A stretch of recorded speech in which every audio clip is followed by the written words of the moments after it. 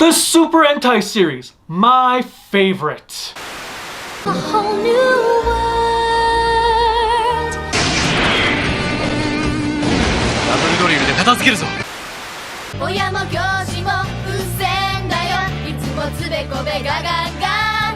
不全だよ。ただと消えろ。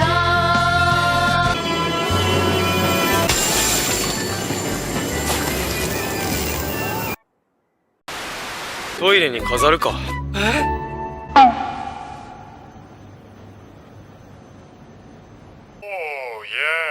that's the way.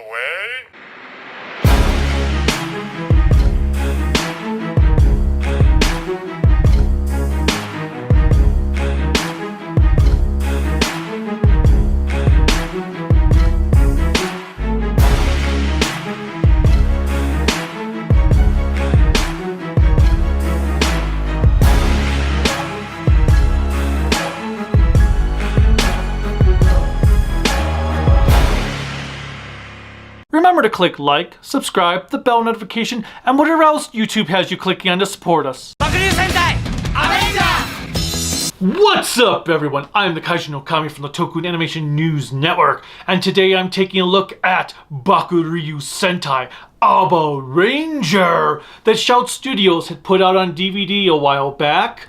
And it's kind of cool because 2003 was the year I got into Super Sentai, and that's the year Abaranger premiered. In 2003, Toei launched their follow-up to Hurricaneger, which was a new installment revolving around dinosaurs. This time around, instead of featuring dinosaur gods that survived extinction by mechanizing themselves, the asteroid that hit Earth 65 million years ago split the Earth apart into two dimensions. The first was deemed Dino Earth, which had the dinosaurs surviving the asteroid, evolving into intellectual creatures who assisted mankind rather than devoured them. The second Earth, which is known as Another Earth by the inhabitants of Dino Earth, is meant to be the Earth we live on here in the real world, where dinosaurs were wiped out over time. I love multiverse stories, and one where dinosaurs evolved into mecha is very intriguing. The question is, did Toei hatch all of Abaranger's potential, or should this idea have gone extinct? Let's take a bite out of the series to find out. The heroes. Abaranger is a bit strange, as it's the only Sentai series to have a team of 4 heroes from beginning to end. The first member of our team is Asuka, played by Kaoru Abe. Asuka grew up in a world at war after an evil empire invaded their world and turned it into a barren wasteland. There, he trained in the last standing city of Corinth, where... Wait. Wrong series. My bad. Let me try this again. Asuka grew up in a world that was ravaged by an evil empire and turned into a barren wasteland. There, he trained with the last survivors of his race, the Saurians, to battle the invaders in order to free their world from tyranny. Unfortunately for Asuka, the war cost him dearly as he lost his friends and family, which included his wife and her brother. At the start of the series, Asuka has to travel to another Earth in order to recruit a band of heroes who can help him battle the invaders, as they have now set their sights on conquering another Earth. I really like Asuka due to all the backstory and development he receives throughout the show, though he can have moments of stupidity, as seen here. 正月早々こんな鳥の間送ってくるなんて。エボリアに正月はないのか。ありません。そうなの？じゃあ仕方ないけど。Another thing I do think was brilliant on the writer's part was he doesn't always partake in battle. At the start of the show, his henshin device is damaged, rendering him unable to transform for the first several episodes. In time, he does, but the amount of power his abilities require make him unable to participate in a couple of follow-up battles until they have recharged, as it were.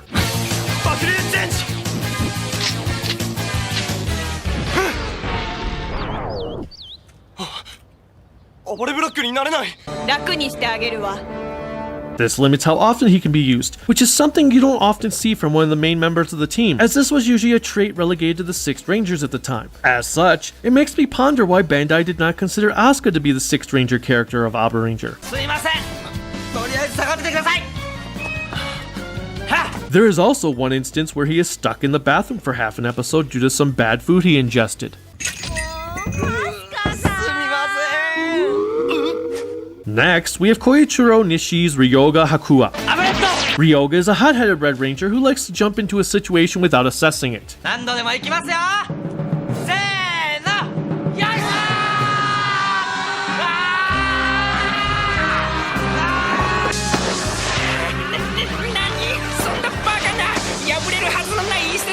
Part of this stems from the fact that he is a single father. His brother and sister-in-law died sometime before the show's start. Of course! And as such, Ryoga had to take care of his niece Mai as if she were his own child. Therefore, he does whatever it takes to protect her and keep her happy while ensuring he acts as a positive influence towards her. It's another layer a Sentai series had never tackled before, as usually any parental figures were reserved for the team's mentor rather than an actual ranger. It also allows Toei to keep a constant child character who can also act as the child victim of the week if need be, instead of having the rangers instantly know every child in Japan. Granted, the latter does still happen, but only occasionally and not in every episode. Ryoga even manages to inadvertently stop someone from committing suicide due to his unmatched positivity.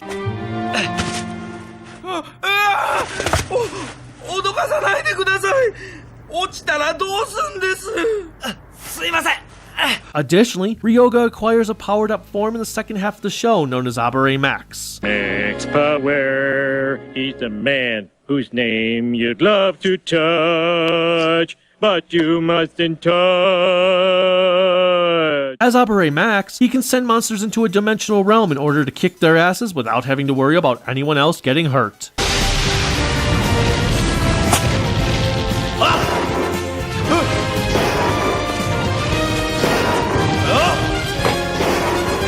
Sanjo Yukito is the team's brooding cool guy chicks dig. You don't want to get mixed up with a guy like me. I'm a loner, Daddy.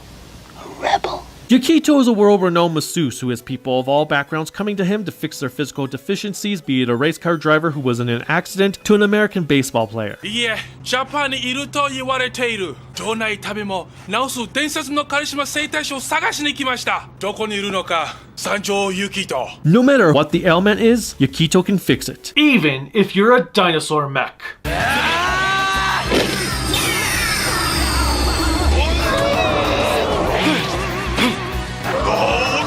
Yukito comes from a rich family and despises his father, for the man paid the family of his girlfriend off because he deemed the woman unworthy of being with his son. This drove Yukito to step away from his family and make a name for himself. I will say that I do have mixed feelings on Sho Tomita's performance as Yukito. Tomita does a fine job portraying Yukito's serious side, however, when it comes to being silly, it feels forced. He just doesn't have the range necessary to play both a cool loner and emotional comedian at the same time, which is why Yukito is my least favorite of the quartet.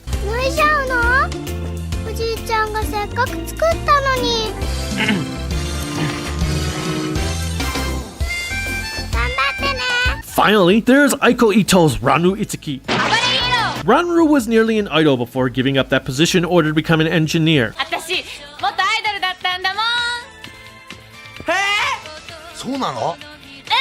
Thus, she is the team's technical genius, always coming up with new devices in order to stop the latest villainous scheme. Sometimes it feels like her devices are plot convenient, while at other times they do feel like something she could have come up with.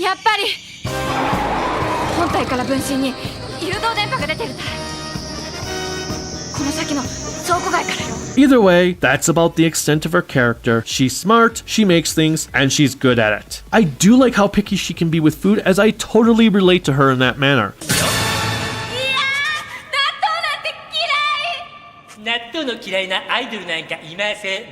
I would totally love to see her be confronted by Goki from Gingaman for her pickiness in food.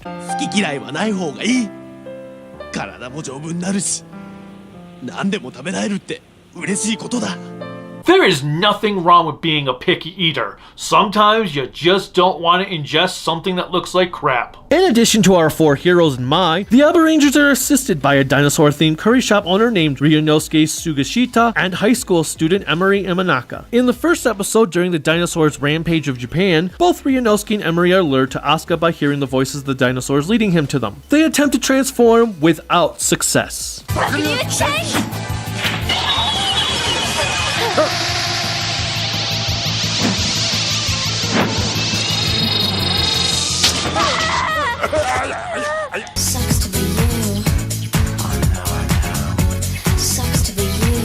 Regardless, Ryunosuke invites the Rangers to live at his curry shop while they battle the alien invaders, which also helps him feel alive. Koen Okumura, who has appeared in several Kamen Rider series, plays this dinosaur lover.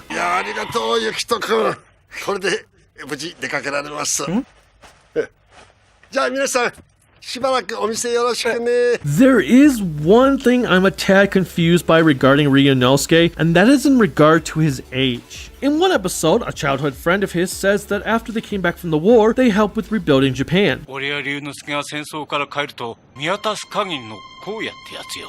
戦争は何もかも破壊しちまう。俺たちはこの町を必死で立て直した。 In another episode, we see a teenage Ryunosuke cheering his siblings up while amidst the wreckage from the atomic bombs in Japan. So, was he a soldier in World War II? Or wasn't he? As I said, it's very perplexing. As for Emery, who is played by Michi Nishijima, she hangs out with the team to provide moral support. Well, that, and she dreams of one day becoming Abare Pink, something she does achieve at one point when her parents were moving to Thailand and she didn't want to go. Kind of. その気で躍進暴れピンク暴れピンクバクリュー戦隊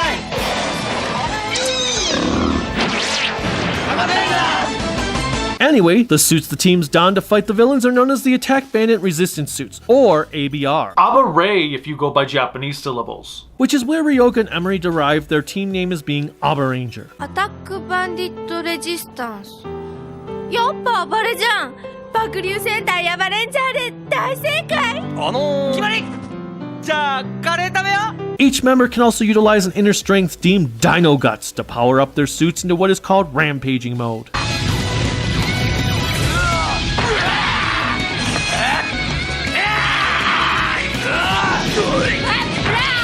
Aside from this, they also have typical weapons such as a gun that can also become a sword, and then some individual weapons which can merge together to form a cannon to dish out the final attack. One cool aspect is that Asuka's weapon can be combined with the Dino Bomber to increase its firepower. スーパーダイノボンバー必殺スーパーダイノダイナマイト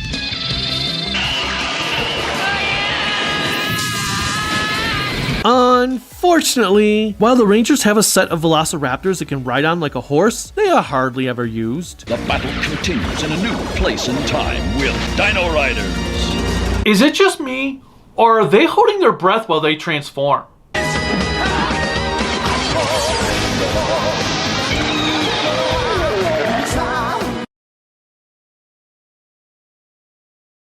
There are a couple of notable guest stars Toku fans may recognize, such as Battle Royale and Kamen Rider Blades Taru Suwa, who plays Dino Curry's most loyal customer Yukito. ずいぶん賑やかになったね今はな若い人でないと地球を守るのあそう地球 The actress who played photographer Hanami in Time Ranger makes an appearance as a news reporter also named Hanami. はい現場のほなみです今世の中が大変なことになっています Finally, there is also Mega Ranger Samuel Papaning playing baseball star Bucky Bonds. Power Ranger fans might recognize him from one of the most notable episodes of Dino Thunder where they had the Rangers watching an episode of Abaranger. Which includes an extremely cringy English dub. あなたそのやつらを時代遅れのマッシュルームカットにして大笑いしてやるビアビアスマッシュルーム My name is Kaching, a monster who feeds on greed. With my magic wings, I will soon control the world. Pink hair, quite a scare. Huh? I heard the world's best chiropractor lives here. You're right, he does. You're not here to play baseball? How can I play baseball when I can hardly move? I have to find this chiropractor. His name is Kenny Yukito.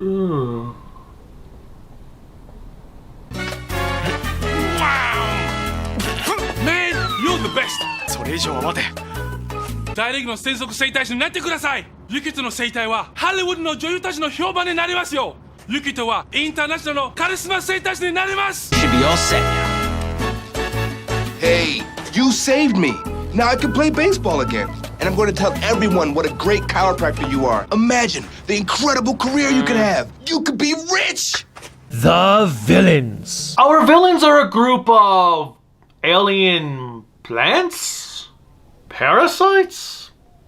Something known as the Evoliens. They are ruled by an evil god known simply as Dismo Paramisia, who likes to talk the talk, but can't walk the walk. He's pretty much non-existent to the last 4 episodes of the show, and even then, he's quite lackluster. Hell, He doesn't even utter a word during the final battle. I won't say he is the franchise's worst villain leader, as he isn't. Still, he is pretty damn close when it comes to uselessness. His biggest claim to fame is possessing the body of child villain Rige to give orders.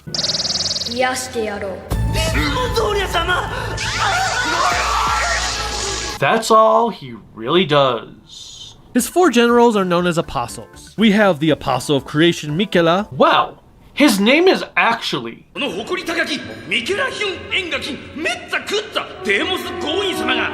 Apostle of Infinity Volfa,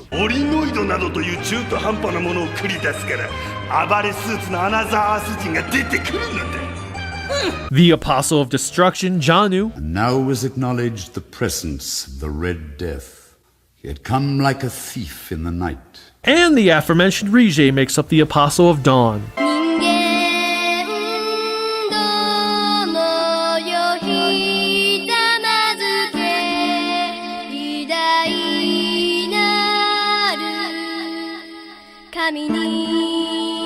Overall, they're not exactly stellar enemies, though the arc revolving around Janu, Rige, and Asuka are what makes the villains memorable, despite clearly ripping off Jetman. Janu inhabits the body of Asuka's dead wife Mahoro, and as such, Asuka sets his main quest to kill Janu in order to allow Mahoro to rest in peace. そういえばそんな名だったわ。私がこの世から消した女は。マホロを殺して体を乗っ取ったというのか。Thus, we will have a couple well-choreographed battles between the duo, providing some of the best fights of the show. It's also nice to have a rivalry between a hero and a villain after a couple of years of being absent. At the start of the show, Janu's brother leads the invasion of Earth wearing an ancient armor that turns its wearer into a mass-murdering psychopath. Upon his defeat, Janu kills him and takes the armor for herself, which is often what she will wear in fierce combat. 迷う余地なんかない。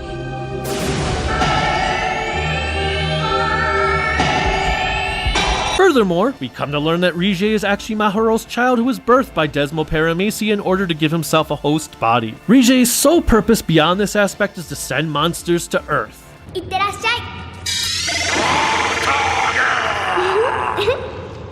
Even when she becomes an adult in the second half of the show, renaming herself Rijo, 私に快感ちょうだいよね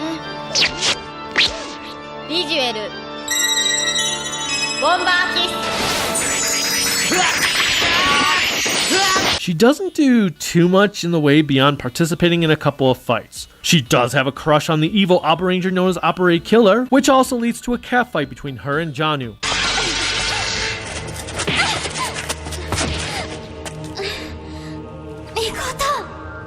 俺が欲しいものを手に入れる邪魔をする気か As for Mikela and Volfa, aside from one episode when they go to Earth and end up making friends with a bunch of high school girls, the only reason they exist is to make the monsters of the week. No wonder they are always getting high.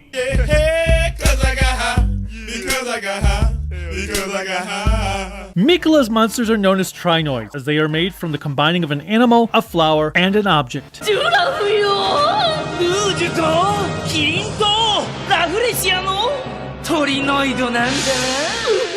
I will say that they are not even close to being anywhere near my favorite monsters of the week. There is an occasional cool one, such as the Egyptian-esque Hurricaneger.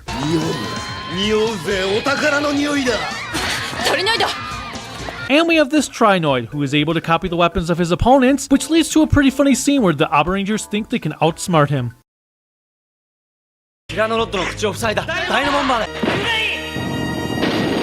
そうか発射口を塞ぎ逆噴射させ自爆させるんだなそういうこと大のダイナマイトよしと言いたいがこれじゃ自爆してしまうでまんぴわあ One thing I do have to give the show credit for is how they execute the Trinoids. Each Trinoid has a number. However, the first Trinoid we actually meet is Trinoid number 4. It isn't until later on the show that we come to find out Mikela sent out his first 3 Trinoids at the time of their invasion, and we meet them over time. 症例が最初に報告されたのは3月初め。エボリアンの侵攻が始まった頃だ。 It's a pretty cool concept, with the first Trinoid actually being the last Trinoid the Abarangers encounter, who easily has the best design of them all.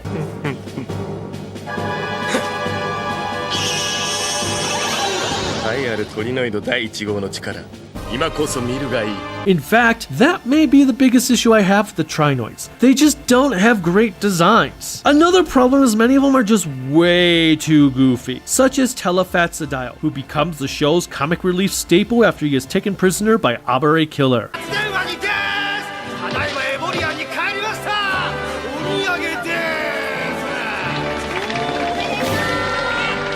Ralph! Anyhow, upon being blown up, a piece of fruit that was lodged into their bodies during their creation creates a rainstorm that grows them big.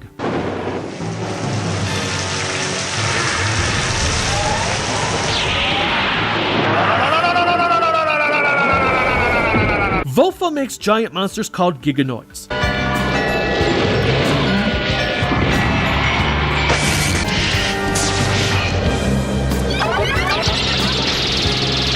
What's pretty cool is that all of Vofa's Giganoids are named after musical compositions. Thus, we've got Tragic from my favorite episode, which is why the song being played here is Schubert's Tragic.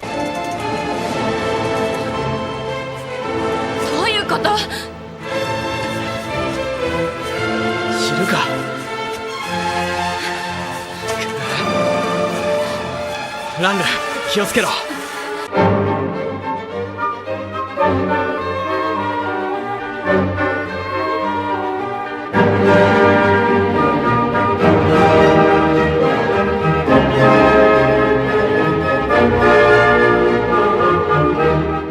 There's also From the New World, which is from Antoine and Dvorak. ギガノイドにしてやるここですかやばいって今どきますいじ命の身をくれ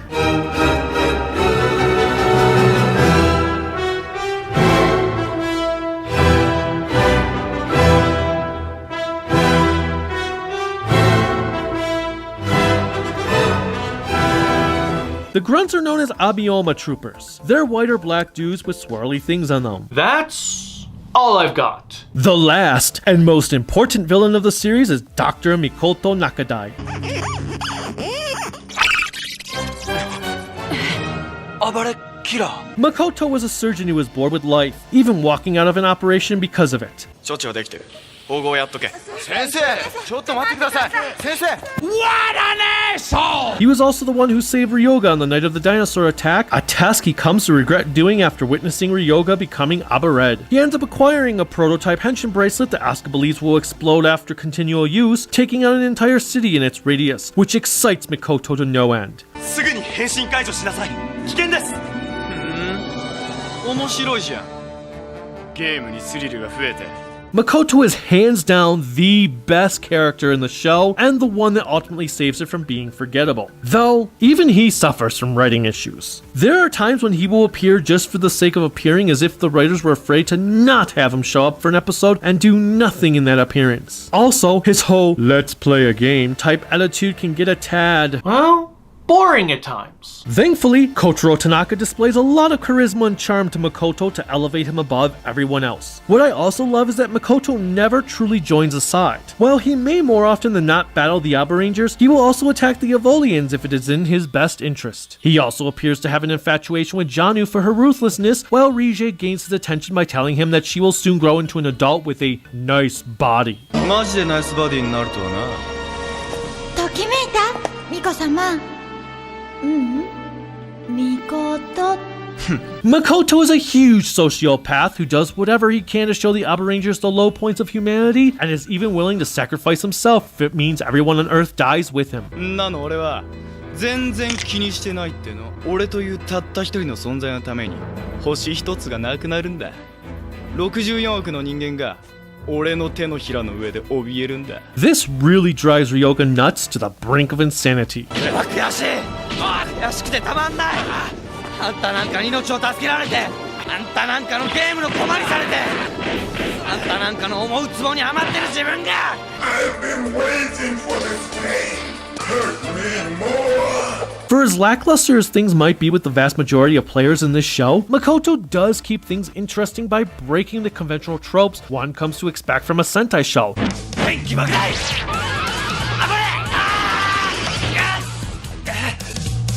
そういうのがダサいっつってんだよ。邪名戦隊エボレンジャー悪魔の名ふざけんな。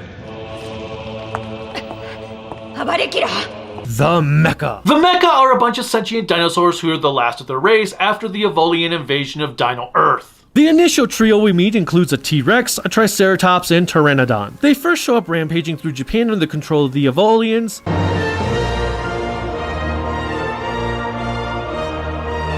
until Rioga, Ranru, and Yukito manage to take control of them upon transforming. From there, their freedoms are returned, and over time we learn that Tyranno lost his wife and daughter in battle, Kira lost his parents, and Tira lost her husband. Wow. I never knew a Sentai show could make you feel so sad for its mecha. Congratulations, Toei! If your goal was to make Abaranger one of the saddest Toku shows imaginable, you have succeeded. Our starting trio combined together to form Abareno,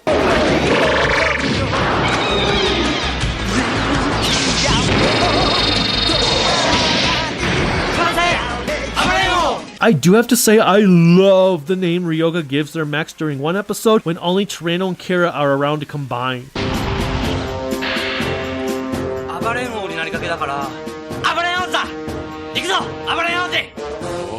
That's absolutely hilarious. Asuka's partner, Brachio, acts as the home for all the other dinosaurs as he is the show's carrier mech who will often spout some random nonsense revolving around the episode's plot.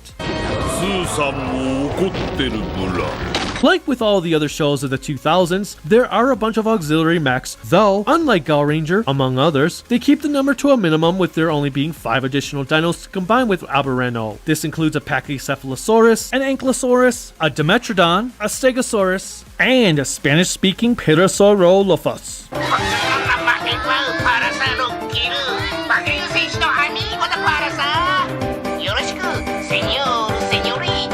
In addition to them, the Abarangers do acquire another dinosaur through Abare Max's power named Starako, who forms Max Oja.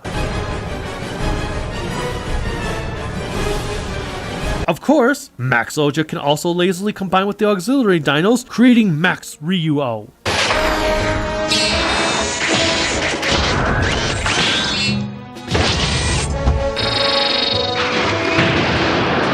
Abare Killer also has his own dinosaur companion, another Pteranodon named Top Geller. Some of you may recognize Top Geller's voice, as voice actor Hikaru Midorikawa portrays him. お前は誰かを信じたことがあるケラ。ないね。お前はゲームに何を求めてるケラ。お前のときめきとは何だケラ。 In his initial appearance, Top Geller hijacks Stego and the duo merge together to create Killer O. ちょうどいいやつが来たけど。 アバレンを滅ぼすもの。キラー誕生。 From this point forward, Stego acquires a sense of Stockholm Syndrome and willingly joins up with Makoto and Top Geller. The effects and music. For as innovative as Abaranger is in its narrative, Toei went a little overboard in the CGI, rendering Abaranger into being one of the poorest looking series out there. There is not a single scene of the dinosaurs individually that is not done in CGI, and it seems like there are only a couple of different scenes animated for them. Most of the time, we see the same scene used repeatedly throughout the entire show. The only time we don't see the dinosaurs in CGI is when we see their heads, or a part of their body that is used to attack, such as a tail or fist. And that's about it. It's very extreme. Even a lot of the mech battles are stymied in excessive amounts of CGI. There are times where it looks like a PlayStation 2 game came to life in the real world, pulling you out of the immersion. As such, it really takes its toll on the viewer's suspension of disbelief, and this is coming from someone who tends to overlook bad CGI as long as there is a good story to go with it. Here, however, I can't ignore it, especially when shows before it were able to do better with practical effects. They even went overboard on the CGI sparks during fight scenes, which also took away from my enjoyment of it more so than in any other series.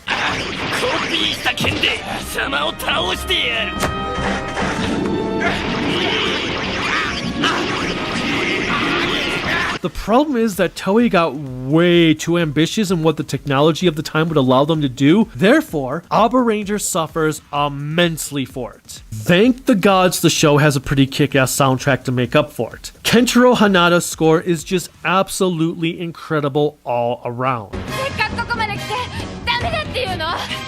違うよ。これは試練。踏ん張れ。It pumps your blood up and rocks your socks off.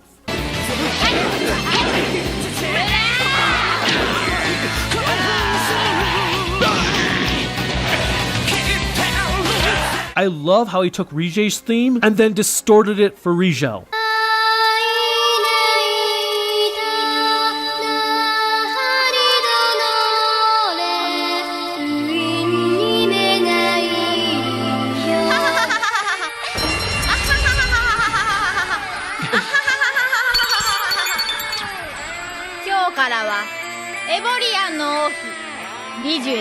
Not to mention Hideaki Takatori's Fight, for the Earth is one of Sentai's finest insert songs of the entire franchise.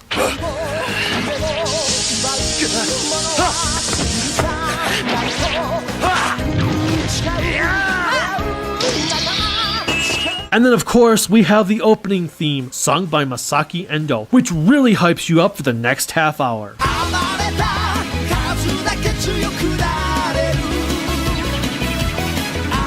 Though, that doesn't mean Akira Kishida's "We Are the One, Bokura wa Hitotsu" is any slouch either.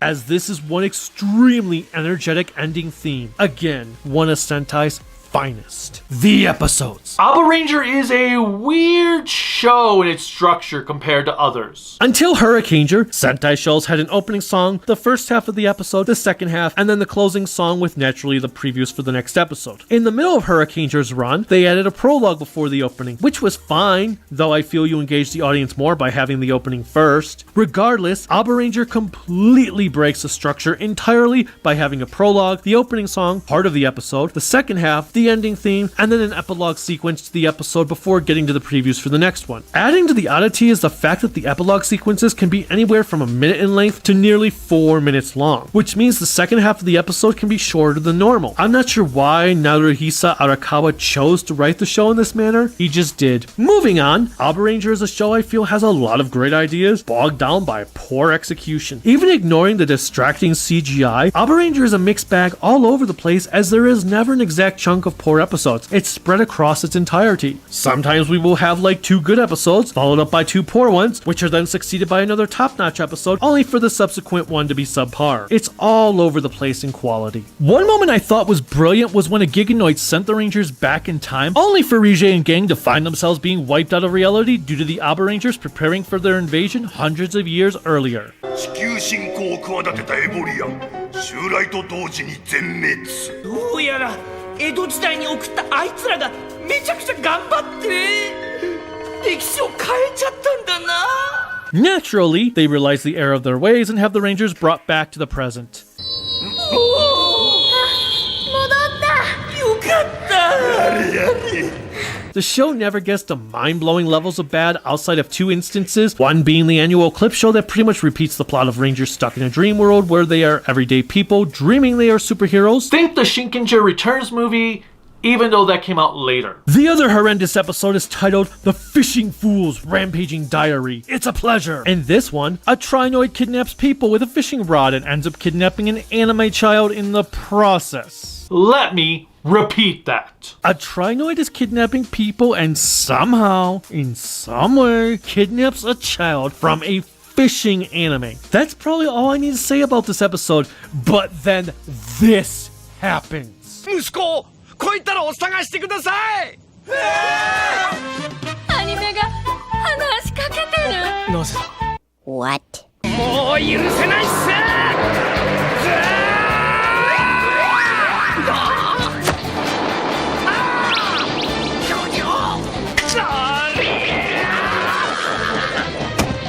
I guess the only positive I can say is at least the Roger Rabbit styled animation to live action fusion is exceptional. I guess. As for my favorite episode, that honor goes to the exquisite Rampaging Queen. This is the episode where Rige becomes Rigel, and it is just a blast. First, we have mass performers that are using out-of-tune instruments to suck the color out of the environment.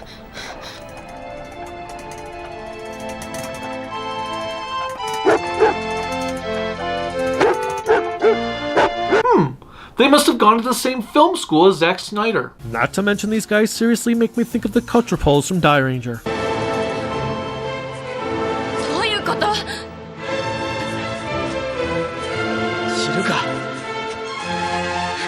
Then we have Rigel kicking all kinds of Abaranger ass to the sweet sounds of musical bliss.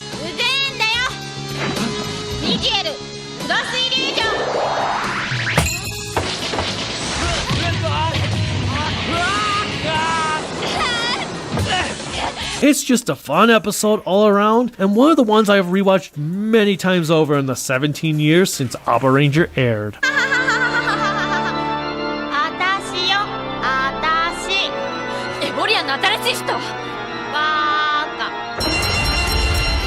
The movies. Abaranger has your normal summer theatrical film, a Versus one, and more recently, a 20th anniversary movie. Taking place between episodes 21 and 22, this movie, called Abaranger Deluxe, features a hexanoid who shoots out a beam that closes anyone hit with it into a woman's two-piece swimsuit, whether they are a man or a woman.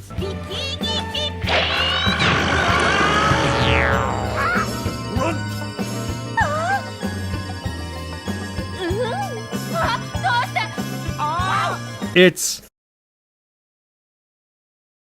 odd, yet it works. A princess of Saurian legend appears to the Rangers asking for help to fix a sword that would allow her to stop two evil dinosaurs from freezing the world.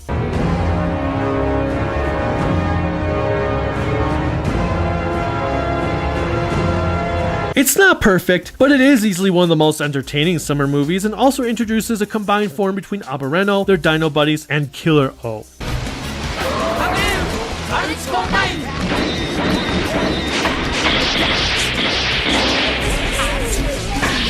And how can you not think of this when seeing the ending theme to this movie?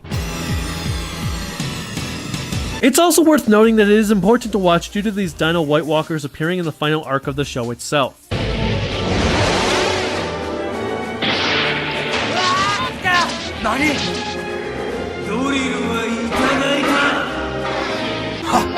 He's been disarmed. Finally, there's Abaranger vs. Hurricaneger. This one starts off with a mech battle between both series' respective mechs, as the not dead Wenanu and Fura Bijou have taken control of them in order to free an Evo Dino Earth space ninja.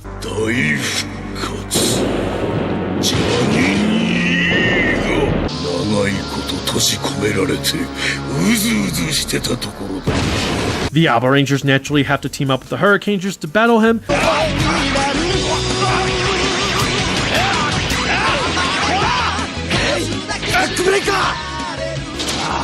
Yukito decides to use one of Mortal Kombat's X-Ray's attacks on a monster. Sanjo Crash.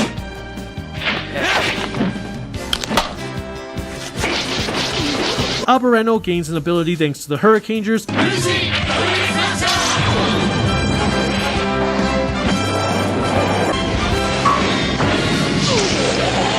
And Obero breaks the fourth wall to comment on such.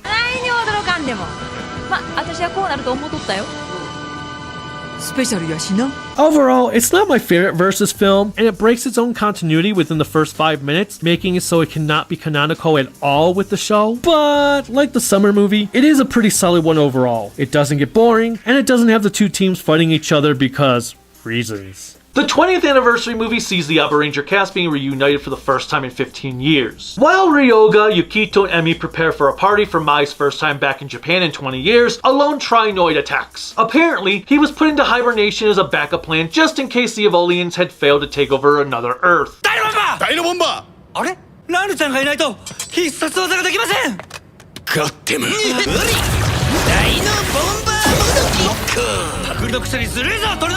At the same time, some random social media influencer named Oi Iota calls out the Abarangers for being a bad influence on the world, telling people to hate them for the most petty reasons imaginable. 小学4年生の時、優等生だった彼女はアバレンジャーファンの男子グループに暴れを強要されたみたい。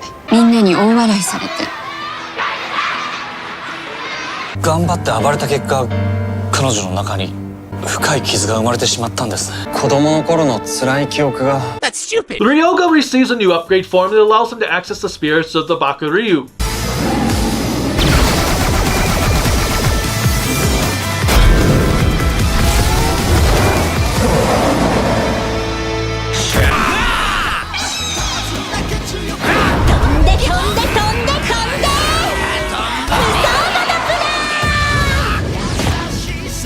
As a whole, the movie is a mixed bag. Part of the plot feels like it ripped off Nakadai vs. Abaranger as Abarengekko is collecting energy to bring back a fallen comrade. Other parts are silly, even by Abaranger standards.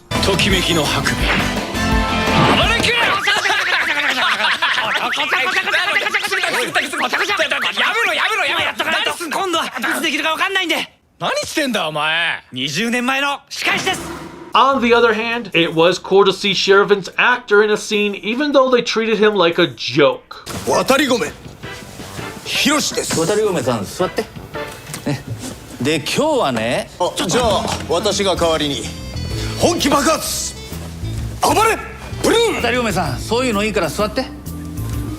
本物ですよね。Oh, and have you ever wondered how the Rangers use the bathroom if they have to go in the midst of battle?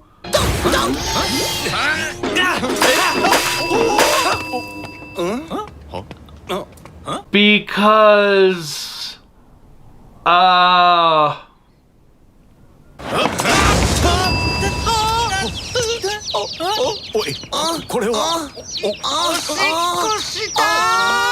this movie felt the need to tackle that subject for some reason. 暴れスーツにはこんな状況も想定して高分子吸収分解浄化拡散機能が備わっていますから。っていうことはこのまましちゃって大丈夫ってことですか？はい。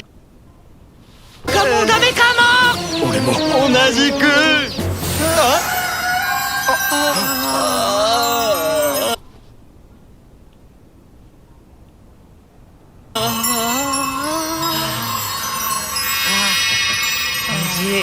綺麗な空。そうだな。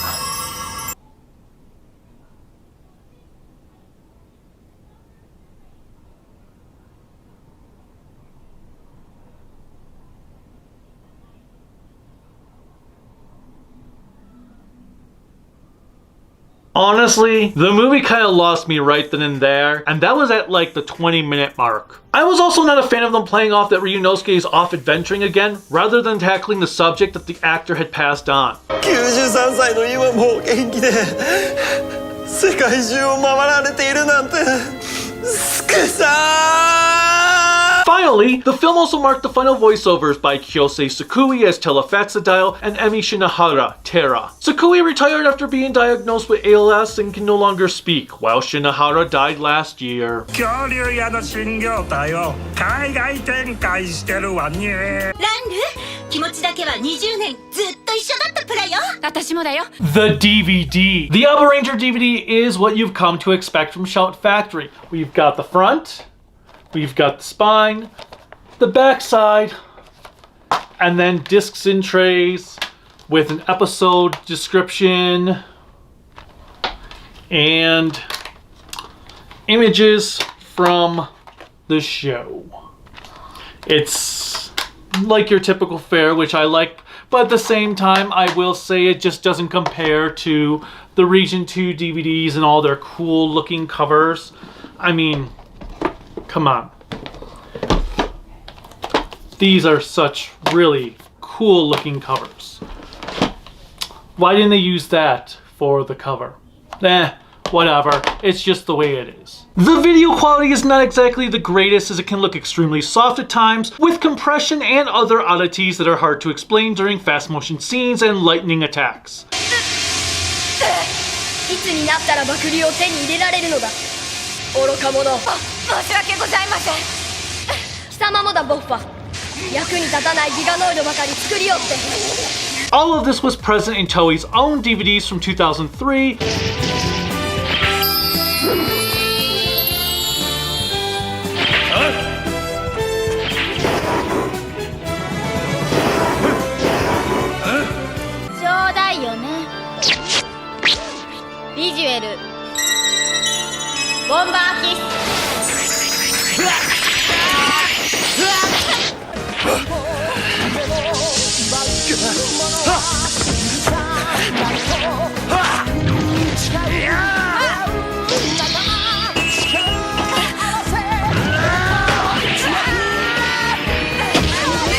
Audio is superb. Unlike with the 5-man DVD, which only had a closed caption subtitle track, Abaranger lets you choose between standard subtitles and the closed captioned ones, which is the way it should be. 俺の年収は4億。大リーガー並あんたにそれが払えるか。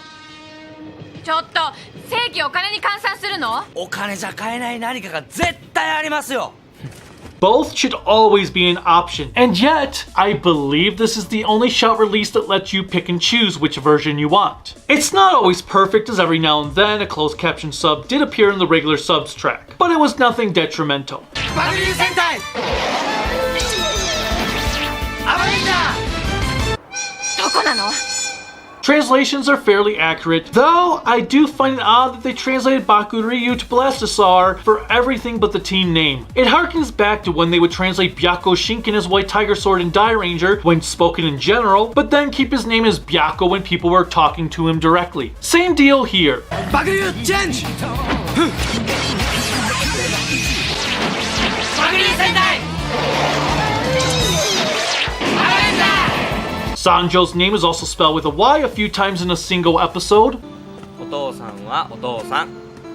三条さんは三条さん。 As with more recent releases, the songs are subbed as long as there is no dialogue being spoken. When dialogue comes, the song lyrics disappear, which is a shame given we were treated to both in Ryuki. ラルちゃん！こっちこっち。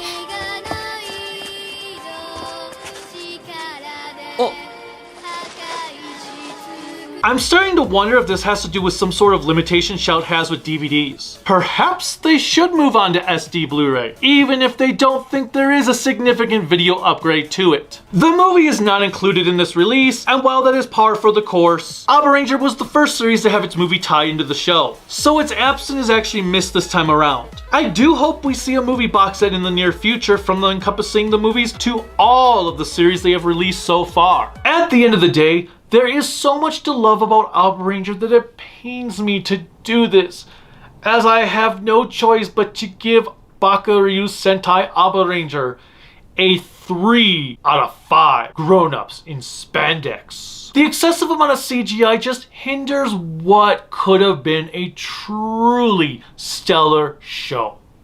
Not to mention the comedy does get a little too over the top from time to time. Nevertheless, I do recommend at least watching the series once, as it is well worth it. It's just that it couldn't live up to its potential. Until next time, bye!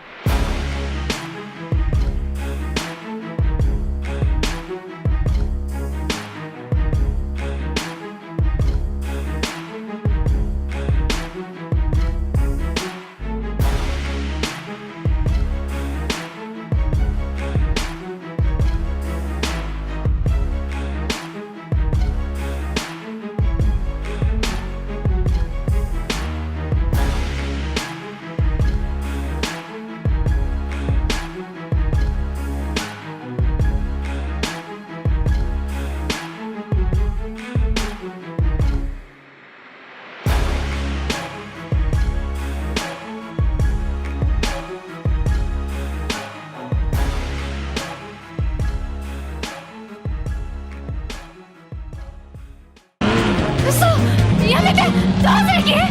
こうするんだ。